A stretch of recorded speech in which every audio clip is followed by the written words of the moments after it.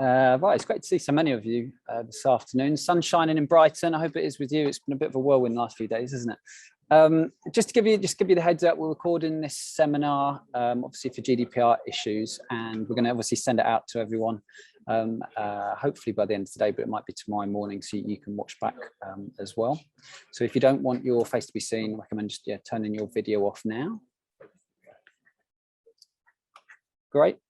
So we'll keep this session to just a half an hour. We should be done by 1 o'clock, but we appreciate you taking the time out on your lunch break or whatever it is you might be up to. We've got a really good agenda for you today. We're going to hear from Gaz Cocklin about some of the many opportunities that there are in the IT industry at the moment. So I'll whiz through my bit. Quick introduction. I'm Johnny Cox. I'm head of marketing at Learning People. I've been here for will be 8 years next month. It's been a fantastic journey so far. Throughout those 8 years, we've enabled over 30,000 students worldwide to live better lives through enabling them to upskill, learn new skills, land dream jobs, and ultimately earn a bigger salary as well. And I think as we've evolved in terms of we probably a few years ago would position ourselves as an online training provider, whereas now we're a digital school, and we support people into new jobs, and we're enabling people into new jobs every day, and we'll discuss some of those and look at some of the companies that our students have managed to land dream jobs with in a mo. But I just want to introduce you to Marisha, because part of that process in terms of helping our students land their dream jobs is our career services team, which is absolutely key for us, and Marisha heads that up. If you want to give us a bit of an overview, Marisha, of Sure. exactly what career services is. Yes. Hi everyone, my name is Marisha. I work on the career services team at Learning People, and over a year ago we launched career services with the aim of giving our students the tools and the confidence to approach the job market and take control of their careers. And it's broken down into 3 phases. It's designed to apply to all of our students, whether you're first jobbers or whether you're career changing or professionals looking to upskill. And our students are already learning the skills that are in demand from employers, which is brilliant. But how do we build confidence and make those first steps to go out into the marketplace and engage with employers? So phase 1 is all about laying down those foundations in order to become a credible candidate in the marketplace. So how to write your CV using all of the necessary keywords and transferable skills, how to optimize your LinkedIn profile, and how to start researching the tech industry and identifying roles within cybersecurity and companies that you'd actually like to work for. So at this point, then you'll be having a one-to-one consultation with a career services consultant like myself, because you're all in different situations and you've all got different goals. And we'll then make a plan and move you on to phase 2, which is all about networking. Are you doing everything you can to be noticed as a candidate? We really encourage you to get out there and to build connections with cybersecurity professionals and to grow your network. So if you can prove your value to those contacts, then they will introduce you to their contacts and offer advice and even act as references to job opportunities that aren't even being advertised in the marketplace. So we'll help you to own your credibility and make good connections with people. So as soon as you start having conversations with IT professionals in the industry, then we'll move you on to phase 3, which is focused on applying for jobs, working with recruiters and interviewing. So I'm currently working with several students who've so far done their A+, and they're applying for IT service desk analyst roles, for example. And another of my students who has completed his Security Plus, he's just secured a job as a junior pen tester for a consulting firm. So I helped him all the way through that process.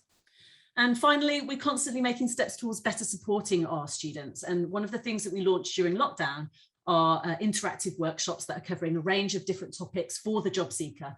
And it gives our students the opportunity to ask questions and to hear what fellow students are experiencing right now. So that's us in a nutshell, and I hope to work with some of you soon. Thanks so much, Marisha. I know that you have to jump off today for other child commitments, but no, thanks for joining us. Juggling. Juggling, yeah, cool. Have a good day. So Marisha's got some bags of experience, and just an example of some recent students that have landed their dream jobs. We've had Camille, who's just landed a job at Amazon and as an IT support technician. Kim has landed a job at Sainsbury's. Jasmine's landed a job at Dell. There's some massive companies that the career service team have supported our students into finding those dream jobs. And let's introduce Zach now. Zach's been with the company a long time as well. He's an expert in all things IT, and he heads up the IT team here. You want to give a bit of an intro, Zach? That'd be great.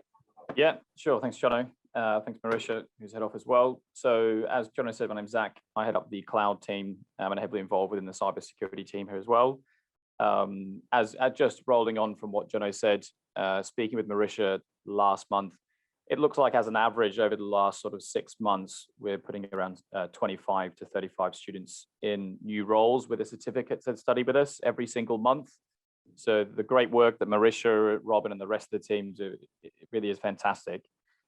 What I'd like to do is sort of talk about how the inquiry process works and how we work out what might be the best opportunity for our students and anybody who is potentially thinking about a career change.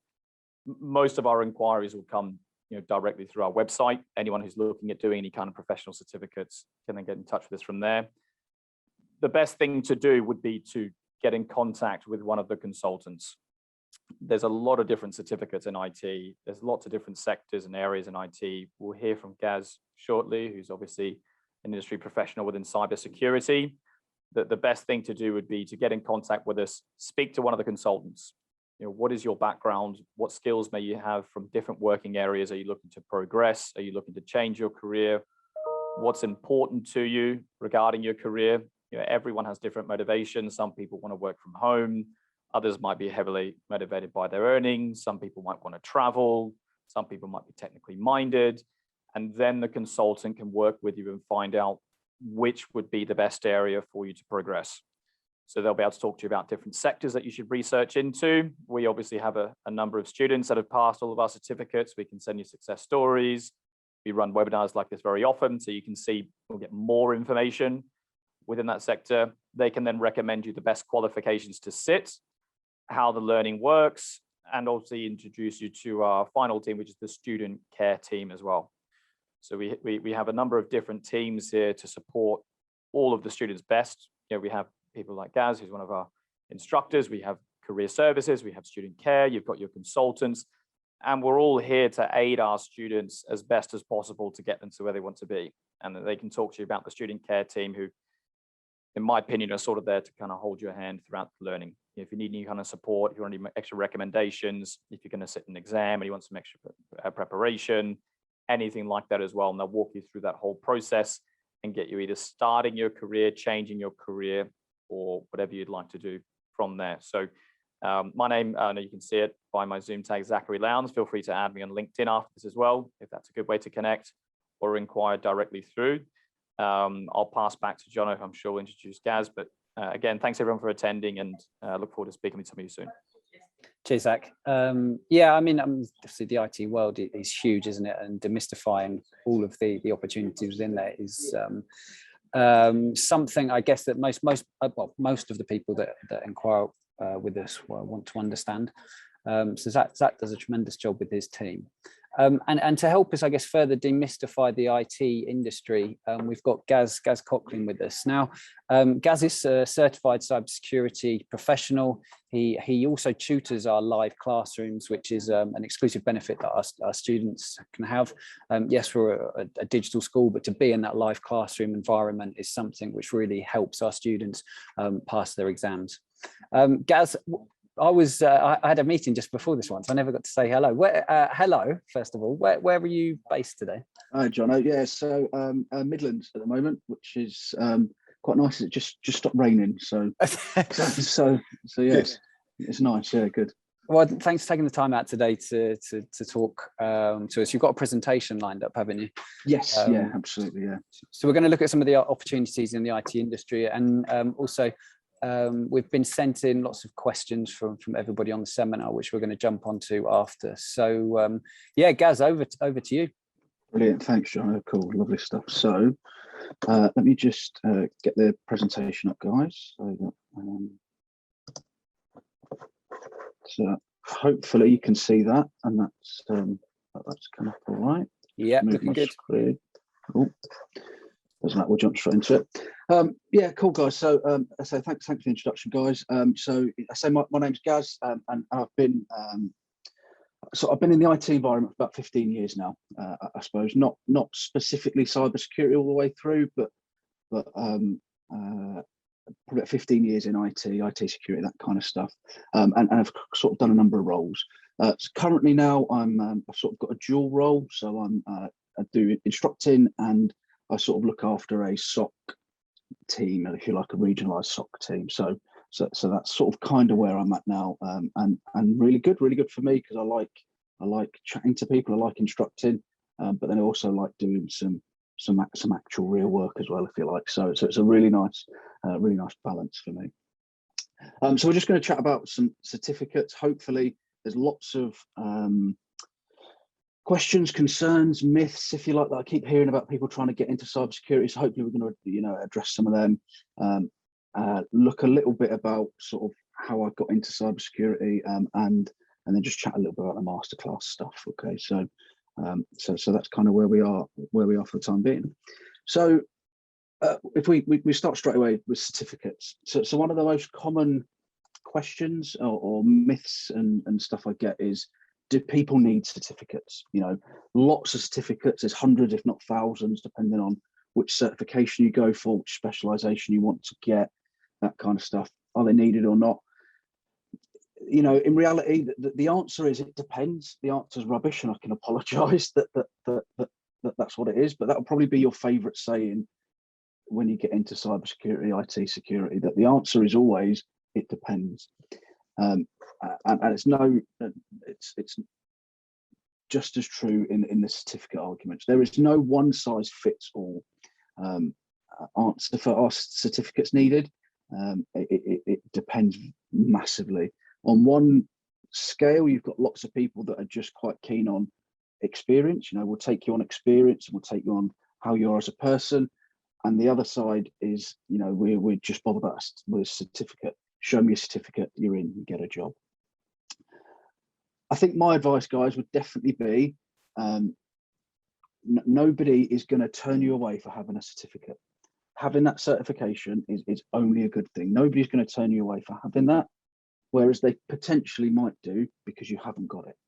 Okay, so that's definitely, I think, where I sort of stand on it, and it's all about you guys breaking in and getting into cybersecurity, getting those jobs.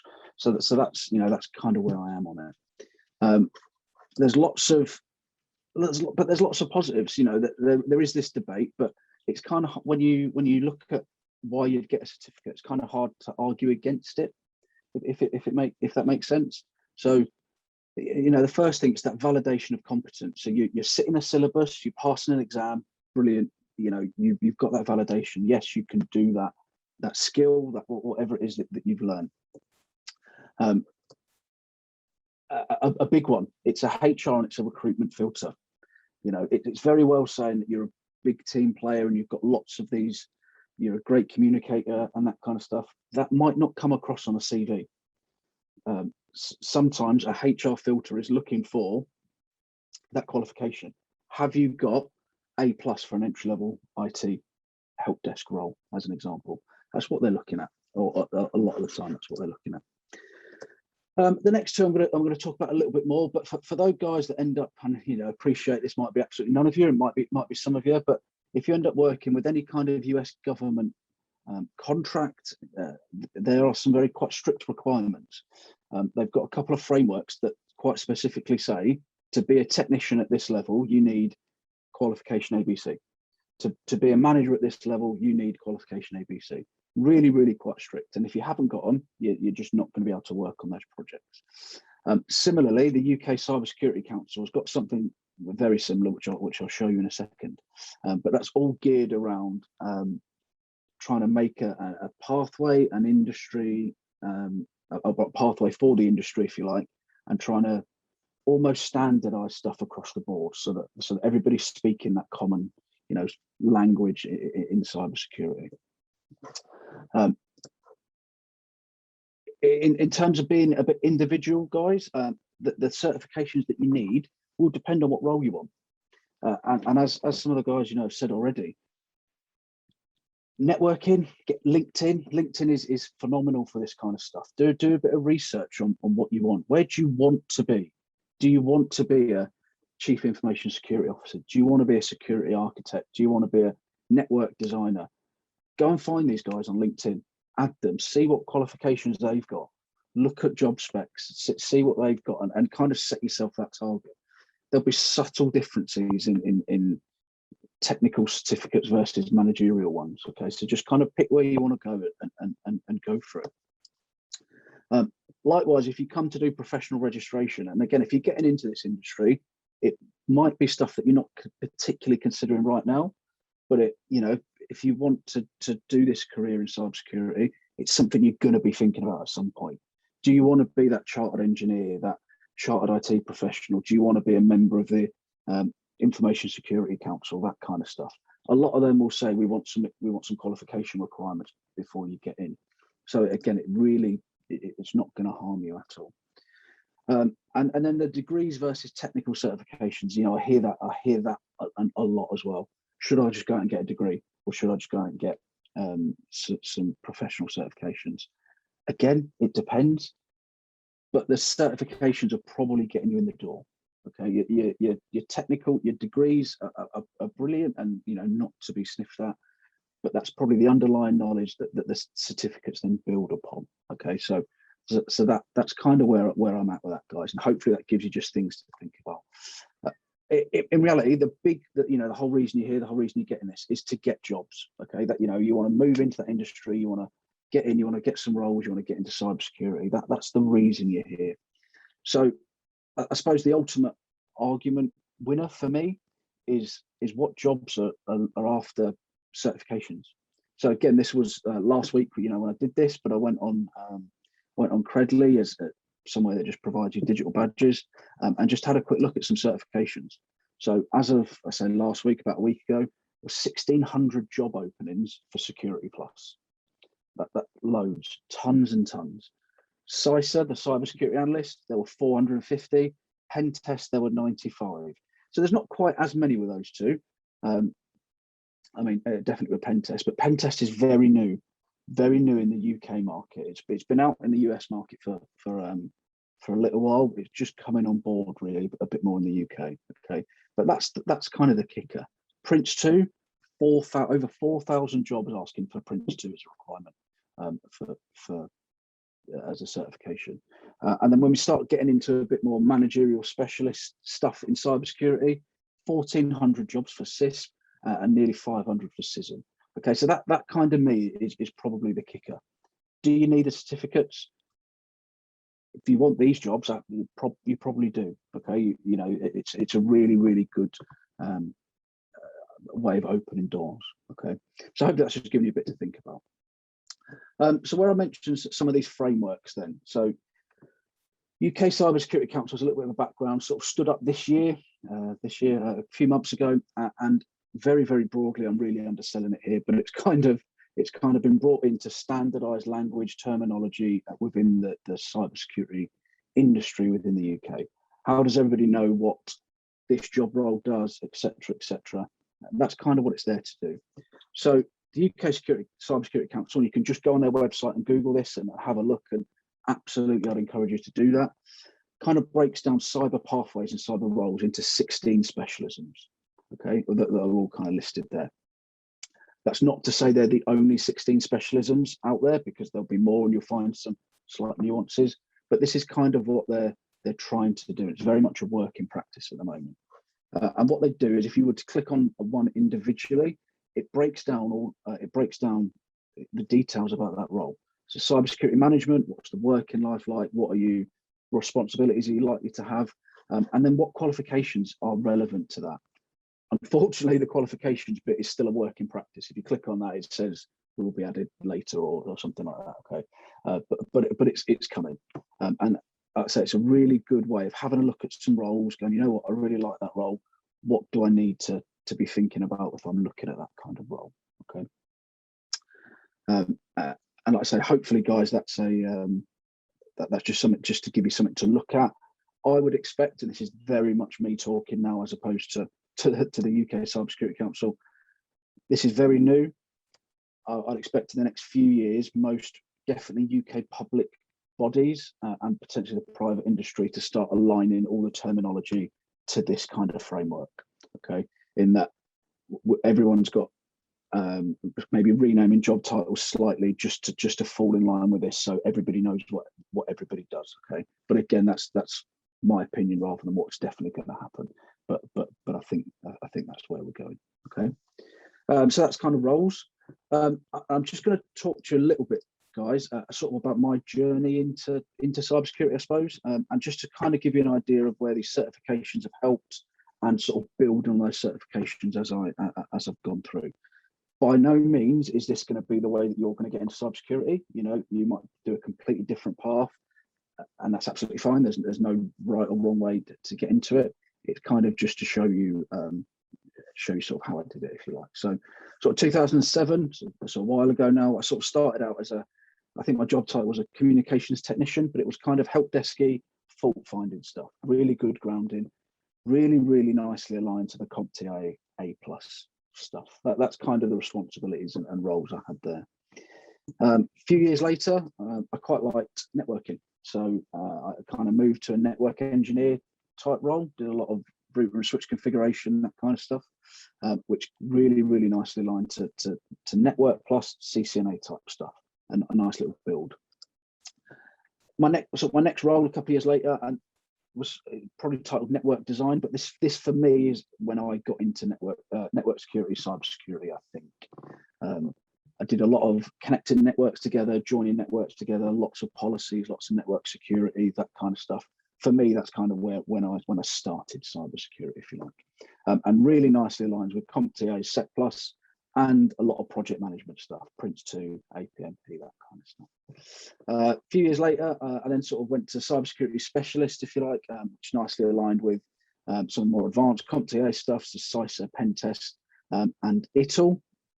And then sort of now, cybersecurity manager, I've done a lot of the sort of high-level managerial side of stuff, CISP, CISM, that kind of stuff. And unfortunately, probably spend more time writing reports than I do on hands-on kit at the moment, if you like. But that's kind of where I am. But that's, I suppose that's all I try to show there, really, guys, is the sort of value of certifications and sort of those certifications building on each other and working really quite well. Okay. And then the last little bit from me before some questions, guys, is just a little bit about the masterclass session stuff. Okay, so you know, I think John, I mentioned earlier about the masterclass bits, and in reality, they're just sort of 2-hour-ish sessions, kind of just to supplement your own learning. There's nothing better for me anyway than having that Q&A time, getting some face-to-face, interaction, and answering some questions. So as an example here, you know, you've got your individual A+ modules. Within a session, it sort of comes after every 3 or 4 chapters. We'll go through some key points of that. We'll go through some exam questions, practice exam questions, and then some question and answer stuff. Hopefully we found that's been really helpful so far. And the only slight differences with the exam prep stuff is that we'll kind of look through some performance-based questions with CompTIA and just a bit of exam strategy stuff. So how are you going to take these exams? Really important definitely with A+, because sometimes, you know, this is the first type of these exams that people have taken, and definitely taking these exams is just as much of an art as learning the content. Okay, so it's really quite important. And that's just a quick run through of the masterclass stuff, guys. Just what's going on there. And that's it from me, guys. So hopefully you found that useful. And I'll hand you back to Jono for some questions, I think. Gaz, thanks so much. You've got one of those just such relaxing voices. I'm so engaged in what you're saying, and that was brilliant. And to talk about the opportunities, what we've got over 1,600 job openings for Security Plus. Want to come on to the demand in a minute, but one of the questions I was thinking whilst you were talking there, Gaz, is about a lot of people will come to us thinking, can I become a cybersecurity expert? Can I find a career in IT?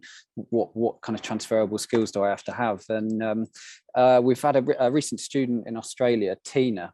She was she's just coming back to work from being a mum for over 10 years. Her only experience was that she was a medical receptionist. She enrolled onto a cybersecurity collection. She's worked with career services, and within 12 months, she had interviews lined up. One was at Interactive over there, and one was at the National Australian Bank. At Interactive, there was one job going out of 500 applicants, and at a National Australia Bank, there was 1,000 applicants, and she actually got offered both of those roles. And I would think from being a receptionist, a medical receptionist, to cybersecurity, I wouldn't think there was anything kind of transferable in there. So do you have what do you have to know to become a cybersecurity expert, Gaz? Absolutely, and that's amazing, and that's brilliant for her. Absolutely. I think cybersecurity, for me, people get very, very bogged down in thinking cybersecurity is all about getting hands on the keyboard and sitting in a basement with a hoodie and tapping away at command line interfaces. That's absolutely a part of cybersecurity. It absolutely is. However, there's so much more in terms of engaging with people and engaging with board and customers and that kind of stuff. So, again, I don't know her at all, but medical receptionists, those communication skills are vital. Do you know what I mean? Being able to talk to the right people at the right level is hugely important. Time management, pressure, all that kind of good stuff that's the difficult bit to teach. That's a lot of people can come on a course and they can learn a new skill.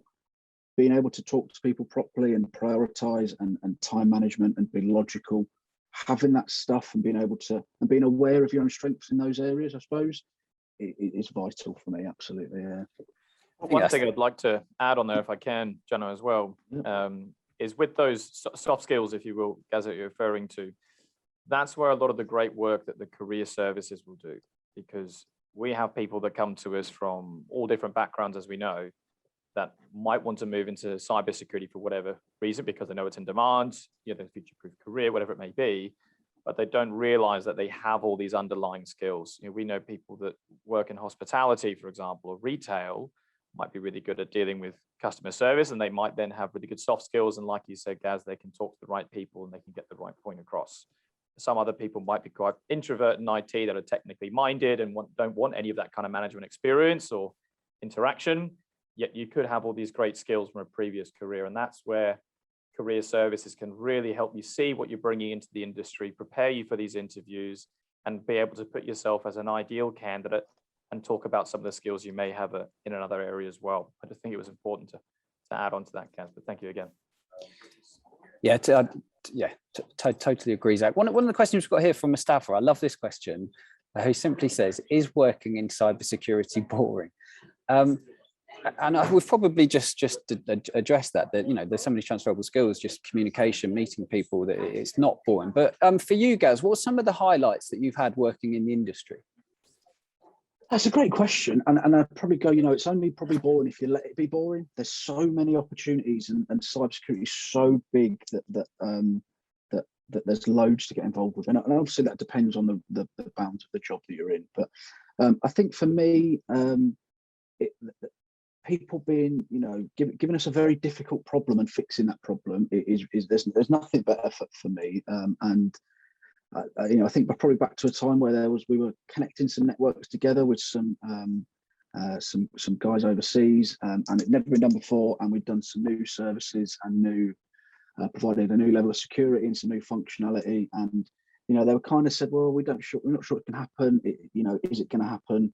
And we made it work. So absolutely brilliant. And I think that's those little challenges, whether they get set for you or you set them yourself, should hopefully stop you from being bored, I think.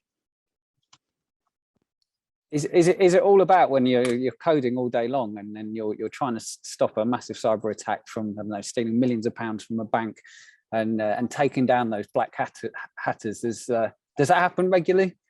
It can do. I'll be honest. It's one of these. There's a couple of reasons why I realise I'm getting old.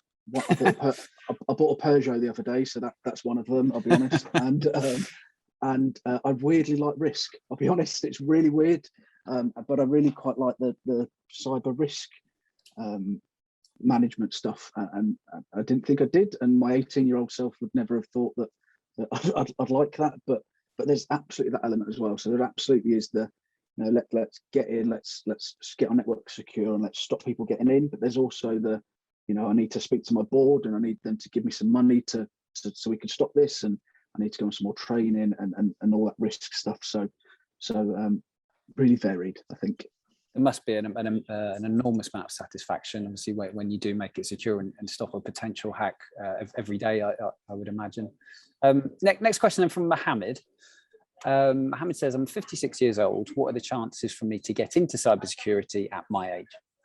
I'd say, honestly, and I know this is probably a textbook answer, but I genuinely believe it. I don't think your age will matter. I really don't. I think it's all these...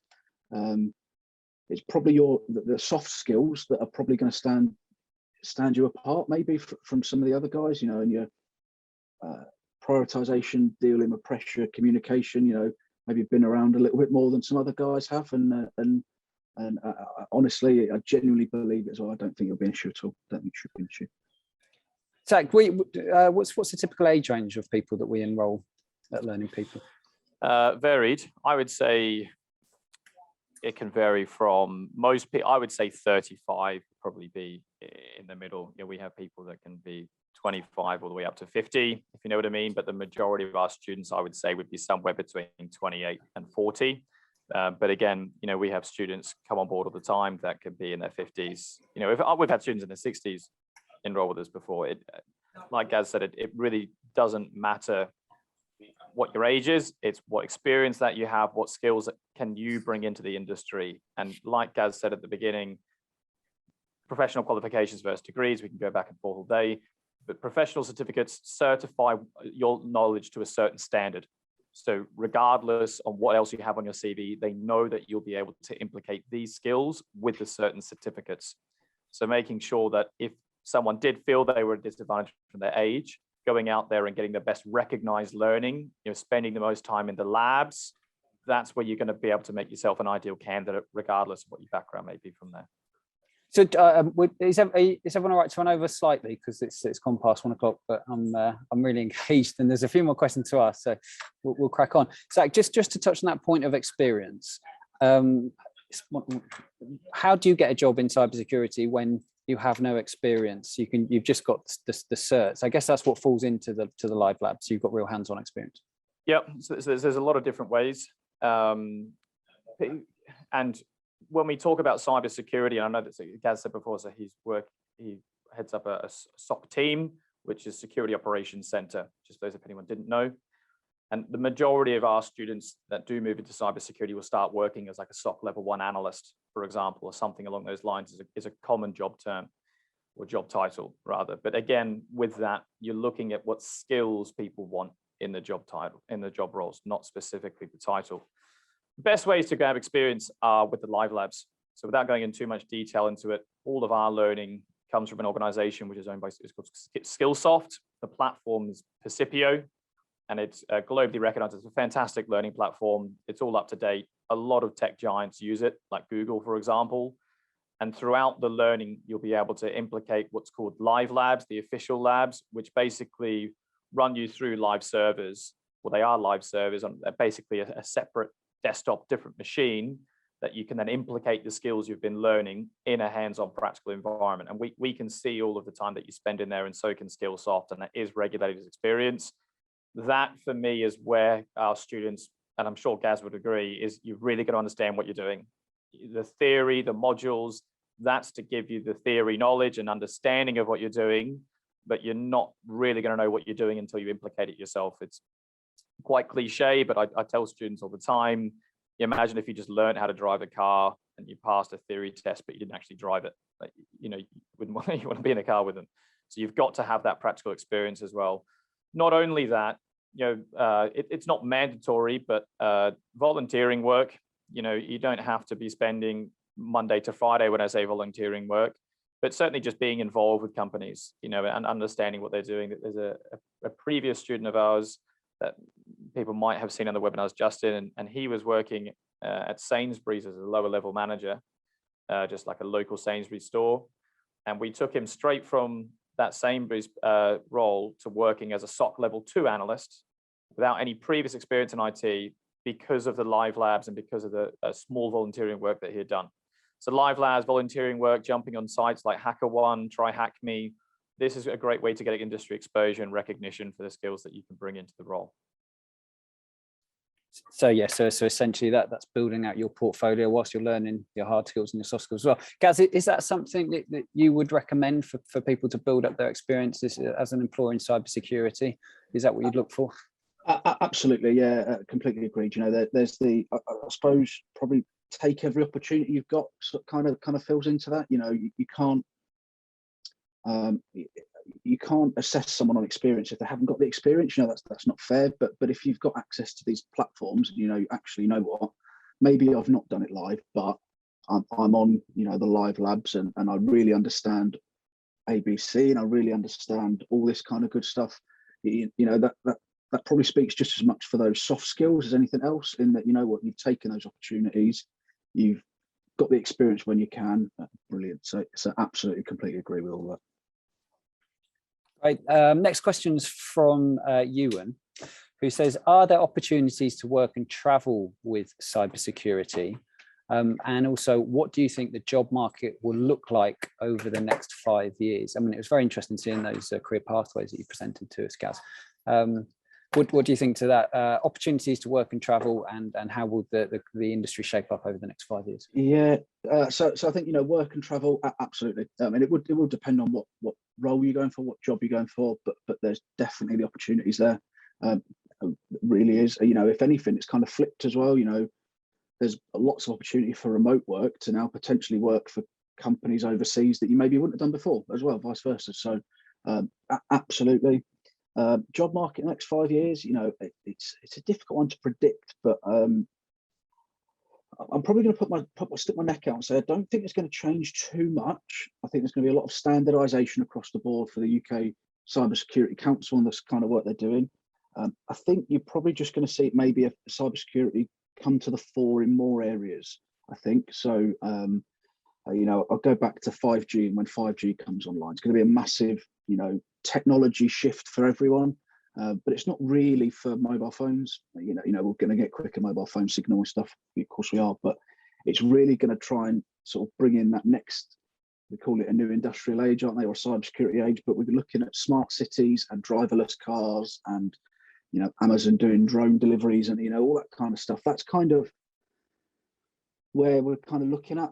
And you're probably going to see cybersecurity get into those areas more. You know, maybe not the job role is going to change, but maybe you're going to be in more areas. And, you know, maybe, and again, this is absolutely Gaz speaking rather than anyone official, but, you know, if we start getting cybersecurity experts designing and certifying driverless cars and smart motorways, do they then need to be licensed and chartered, similar to the aviation industry, that kind of stuff? So there's lots of really interesting things happening, and lots of probably more ethical things to think about, I suppose. But I genuinely think it's just going to be the job role is probably going to stay the same there or thereabouts, just impact more areas, I think, of society. I think that's probably where I think it's going. And back to Mustafa's point, I can't see how that would be boring anyway. Driverless cars, drones. Absolutely, yeah. Yeah. Zach, so in terms of if I'm a career changer, career starter, I don't feel like I've got experience in cybersecurity, but I know I want to become a cybersecurity analyst. Is that a question you get asked? What should people do? Come and have a discussion with you and the guys? Yeah, I mean, to be honest with you, I don't think most people, when they inquire with us originally, know too much about the industry and specific job roles and certificates. Yeah. That's very much down to the consultants to help them make those decisions, and, you know, the right decisions. You know, it's if anyone wants to move into cybersecurity for whatever reason, the best thing to do is just get in touch. You know, like Gaz said before, you see loads of things online, and you can see loads of different recommendations from cheap providers or something saying do this, do that. the most important thing anyone can do who wants to change their career and move into cybersecurity is get the best recognized learning. If you haven't got a background in IT, you haven't got experience, make sure you take the right steps. Don't try and cut corners, get the right learning and the right qualifications. And it always surprises people. It doesn't actually take that long. Like Gary knows, professional certificates are designed to be specific and deliberate curriculum. You know, when we compare them against degrees can take a very long time. It can cost a lot of money. The reason why we always emphasize the demand for professional courses is they qualify you for certain job roles. And they teach you those specific skills, then work with those skills in a position in the industry. But you need to make sure you get the right ones and not just sit an exam, a multiple choice passed exam, but understand the curriculum that's being delivered and implicate it in the working environment, which is why we use live labs and Skillsoft's learning. Most people will look to analyst roles, I think, is the most common job title for your question, Jono. You know, it's not necessarily like that's the only role. You think you can work as a team. You know, we hear about penetration testing and ethical hacking. And for me, I mean, I think that's fantastic. When we hear questions like, is cybersecurity boring? You know, understanding how to hack through mobile devices and networks. I mean, let's do that for jobs, pretty cool, I think, you know, and with the kind of opportunity that's there, and like Gaz said, with the way the industry is now, everything's more vulnerable. You know, the more we move online and, you know, things are wireless, the vulnerability is there no matter what you're doing. And even if you think you're up to date today, someone may find a new way to hack tomorrow. So that demand is constantly growing with it. But more often than not, you'd look at moving into a SOC role or something like that, working as part of a team, getting some industry experience, maybe using some of your soft skills to be part of a team and succeed there. But the best thing to do, like I said, would be to get in contact with ourselves directly, speak to a career consultant, find out what it is that you actually want to do. You know, why do you want to make this transition, or why do you want to progress? Because everyone is different. You know, we have people that might be single mums, or, you know, they haven't worked for 10 years or something like that, and they want to change. We have other people that might be business analysts, you know, or they've had, you know, fantastic careers and they want to earn even more money, whatever it may be. And depending on what you're interested in doing, there would be different recommendations on there for you to get you to where you want to be. So the best thing to do is to get in touch and get the best advice from the fantastic consultants that are over there in the team. Great, thanks, Zach. And there's currently a 0% unemployment rate in cybersecurity around the world as well. The demand is massive. Yeah, I mean, you can see statistics all day. You know, if you want to, anyone's changing their career that says, okay, look, I'm interested in tech, where should I go? Well, I mean, you're not going to see areas anywhere near the numbers of the growth and the unemployment rates there is in cybersecurity. It's one of the big reasons that people look to that area anyway. Cool. I think we'll leave it there. Fascinating, Gaz. Thanks for the presentation. We'll see you at our next live classroom. Yes. No. Thanks, John. Zach, thanks as always, and everyone. Yeah, thanks for taking the time out today to join us. I hope you've learned a lot. We look forward to speaking to some of you as well. As I said, we've recorded this session and we'll send it out to you in an email as well. So, wishing you all a very good rest of the day, and we'll see you next time.